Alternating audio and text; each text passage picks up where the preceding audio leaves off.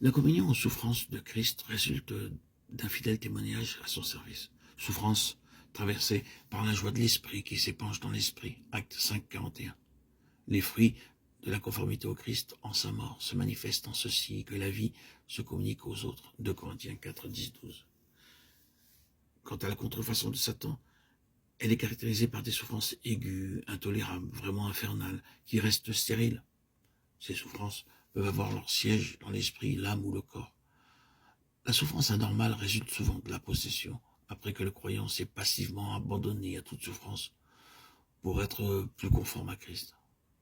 Il faut donc se confier à Dieu et avoir cette foi que Dieu lui-même met en l'esprit et qui a son origine, sa source en lui.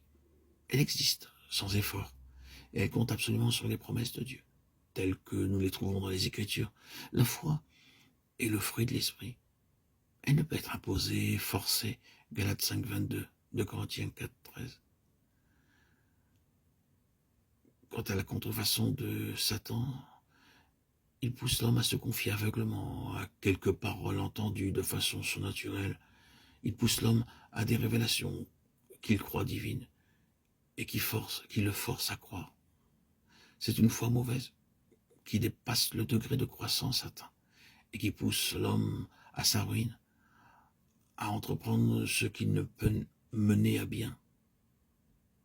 Toutes ses œuvres sont stériles et s'engage alors sur un sentier d'épreuves, de difficultés, qui n'est pas du tout voulu de Dieu.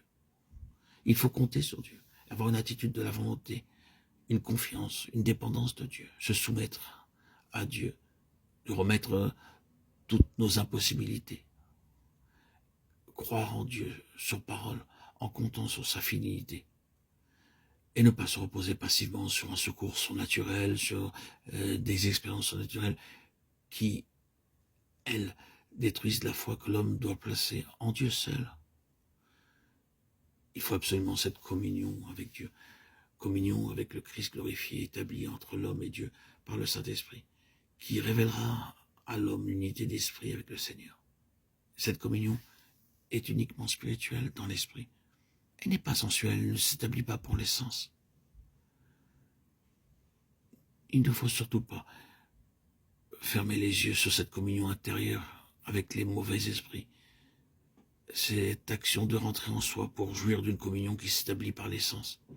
Cette sensation délicieuse qui parfois paralyse le sujet et le rend incapable de tout travail, qui est tout à fait charnelle, émotive, et qui n'est pas de Dieu.